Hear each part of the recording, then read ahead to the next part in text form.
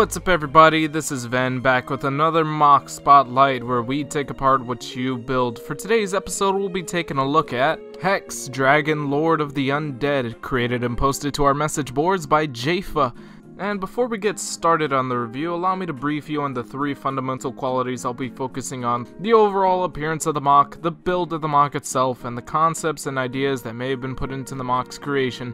I'll be forming a personal opinion on this MOC based on each quality, determining where the MOC excels and where I think it could use a bit of improvement. So let's get this started. Look at this dragon's face. Look at just how mean it is. If we're going to talk about improvement, I think we should start here, because I think this dragon could improve its attitude. I mean, look at that. Just so mean. Jokes aside, holy crap. This really does not look like it was made out of Lego parts. It is just astounding and very Tim Burton-esque. Reminds me a lot of what Jack Skellington might look like if he transformed into a dragon. It'd be like a Nightmare Before Elder Scrolls or something like that. Yeah, that was really the best I could do. Terrible. Wow.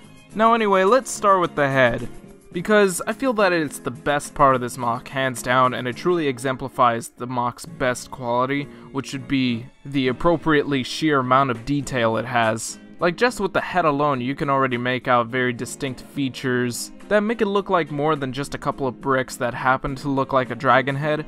No, what we're looking at is a dragon head that is actually made out of Lego bricks.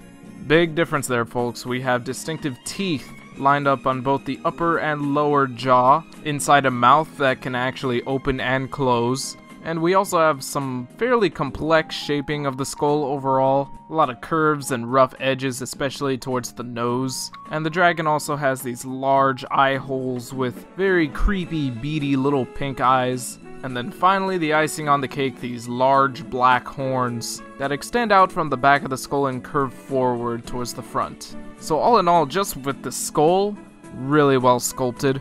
And you can see that the builder maintains this attention to detail all throughout the MOC. If we continue to trail throughout the neck and the body, now it's all transitioning into this large black dragon figure with rows upon rows of white spikes sticking out all over, trailing along the spine and underneath the neck until it reaches the rib cage. And as you go along towards the tail, you can see that the MOC follows this motif consistently and develops a little bit of bulk in the limbs and the tail, making the whole thing appear more like a zombie dragon more so than a simple skeleton. And with that in mind, the coverage on this MOC isn't very consistent, but that's not a bad thing. I actually think it looks really cool. It makes it look like the dragon is kind of rotting away into its skeletal form, which is pretty fitting, and it makes the more skeletal features of the MOC a lot more apparent. Aside from the skull, one thing I also really like about this MOC are the wings, because they look so bare bone, and they add to the whole creepiness behind this MOC. I feel like it wouldn't have the same effect if they were actually filled up. And I will say, the tail is really cool. I definitely like the texture that it has going for it. I just kind of wish that it lost a bit of its bulk the more so you trail along towards the end of the tail. And not only do I think that would look a little more natural, but it would also follow along with the motif where the dragon is kind of rotting away into the slimmer, more skeletal form. But that's more so just a suggestion than an actual complaint. And if there was anything I actually did have to complain about, it would probably just be the balance of this MOC.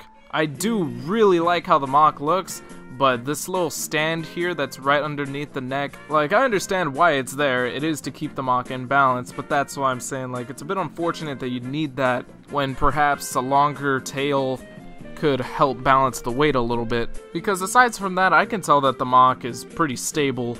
To the builder's credit, it looks like the MOC stands okay when it's just not in this particular pose, and it looks like it only really needs this little bit of support when it's kind of crouching down like this. Hard to tell, but hey, fair enough. I would still probably say that it would be better just to give it a longer tail anyway, just so it didn't need any sort of crutch at all.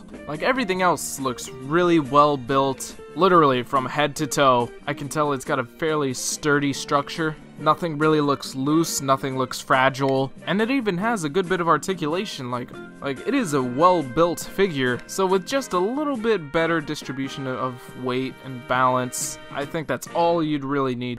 All in all, I find that it exemplifies the vast amount of options once you start including system elements into more technic and construction-based builds, because for the most part when it comes to structure, it is essentially a construction build. But some of the best looking features on this MOC, like of course the head, were created out of system. And I gotta say, looking at that head, I can't imagine anything being done with the same amount of detail and overall presence with exclusively just CCBS, Technic, Bionicle, that sort of thing.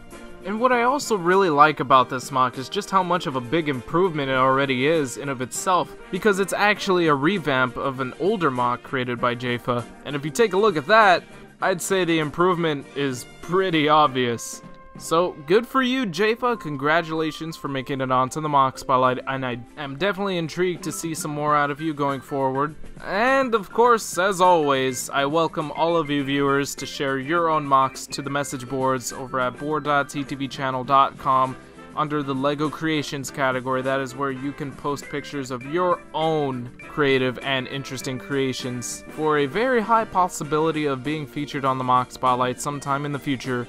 Sometimes those qualities are all it takes, and sometimes it takes undead dragons to really win me over. But hey, you know, just a thought. You never really know until you try. So until then, I thank you guys for watching, and I'll see you all next time.